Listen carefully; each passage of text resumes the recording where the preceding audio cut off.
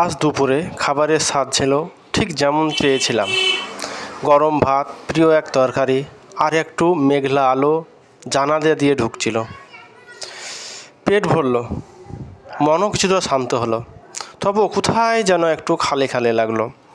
একটু থেমে ভাবলাম, এই খাবার যদি কারোর সঙ্গে ভাগ করে খেতে পারতাম, তাহলে হয়তো শুধু পেট নয়, মনটাও পুরোপুরি ভরে যেত।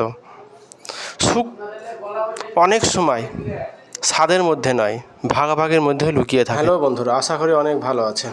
খেলাম ছিল মাংস, ছিল দই, ছিল কচু। কচু আমি খাই না জানে। ছিল ঘুগনি, ঘুগনি আমার সবচাইতে ভালো খাবার ঘুগনি।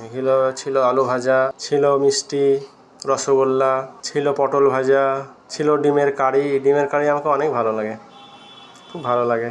ছিল ডাল, মুগের ডাল। হ্যালো বন্ধুরা, আজকে দুপুরে কি খেলাম আপনাদের সঙ্গে শেয়ার করলাম। ভিডিও যদি ভালো লেগে থাকে অবশ্যই লাইক, শেয়ার ও কমেন্ট করতে ভুলবেন না।